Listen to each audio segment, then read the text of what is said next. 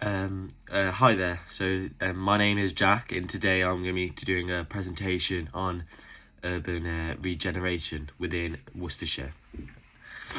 So what's going to be included in today's presentation is the type of site this is going to be built on, which will be brown or green field site.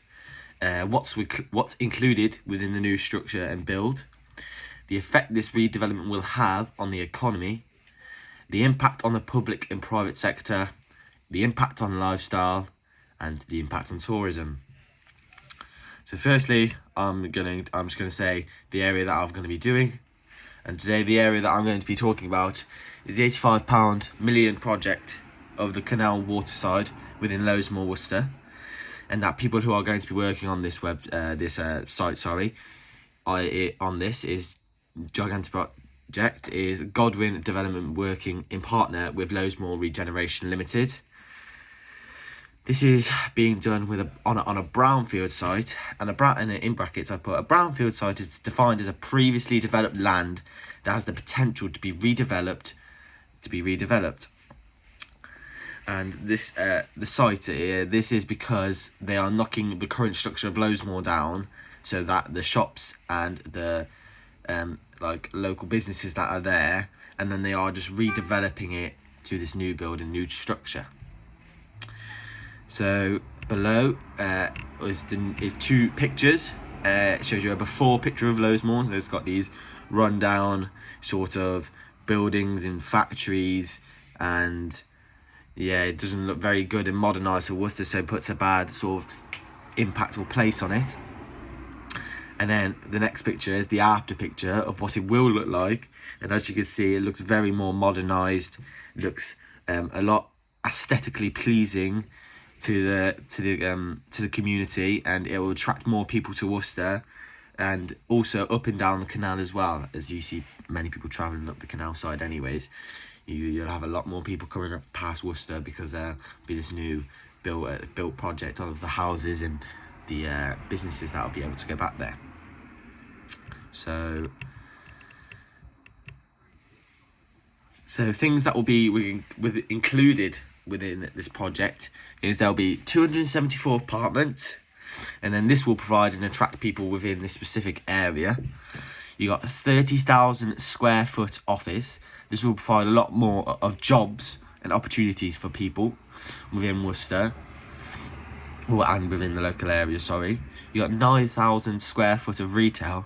This helps the local shops within Worcester as they would or are able to base their shop somewhere different.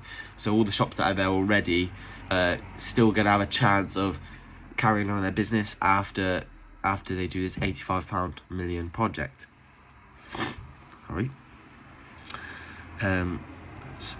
8,400 square foot of food and entertainment space. This will provide local shops and stores within Lowesmoor already there, so they are still able to continue their business or their job.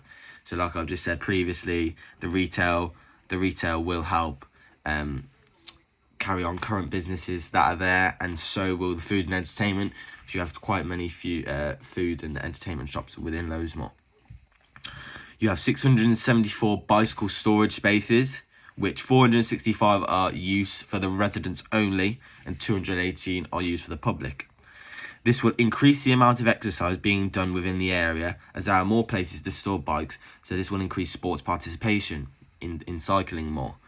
And because that is the case, because you'd see many people going up and down the canal anyways, just to have a walk or whether to have a bike. And now there is going to be bike spaces, and specifically these 218 bike spaces, you'd see more people doing that bike or doing that bike up and down the canal, because now this new modernised structure is here. They're going to be wanting to see it, and people are just going to want to be going past it on their day, and then, or maybe even stop by and have a look at the food and retail which is there for them, that they could go for a shop for the day, and instead of driving a car or parking there, they're able to exercise and ride a bike and go there instead. They have 10 electrical charging points, which is spoken about on my next slide. And then So, the impact this will have on the economy.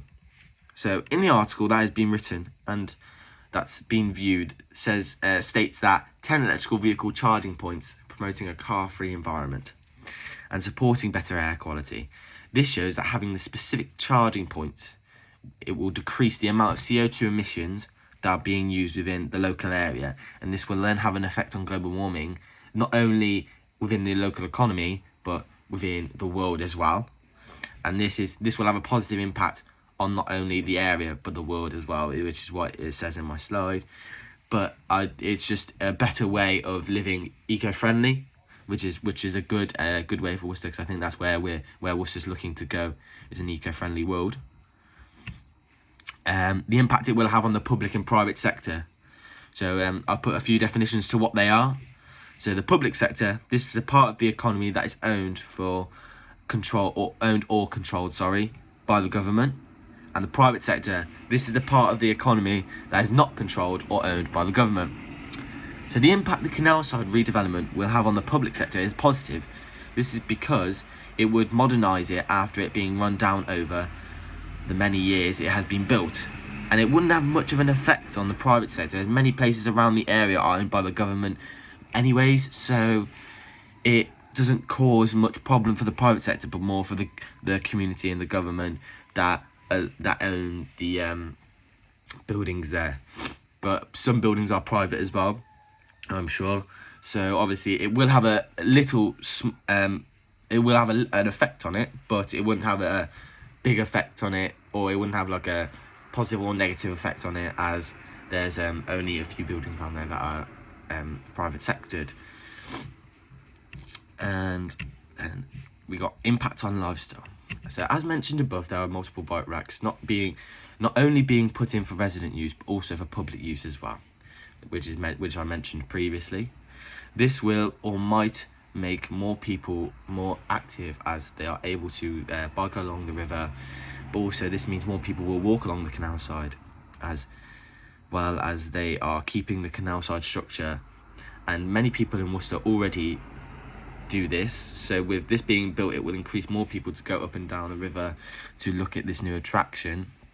And by doing this, it shows that they're not getting rid of the current canal structure there, so people are still going to be able to walk up past like the likes of the canal down by like Staples and the office outlet, and they'll be able to walk up, and they'll be able to go past the park on your left, which is near Samson Walk, and they'd be able to then go walk further, for up to Purley's Well. So they're still able to do this, but whilst being able to do this, they'll have this obviously aesthetically pleasing site to look at on your left, on the left or on the right. Sorry, I'm gonna sneeze. Sorry about that. But they'll be able to have a look at something very modernised, and it would attract him, and then this will attract them to that. So instead of walking up the canal, they'll stop, have a look, they'll think it's nice, and then they will go and have a look at the retail, look at the food shops. Then this is helpful for the good businesses, because it attracts customers. So it's attracting them customers, which will make them money, and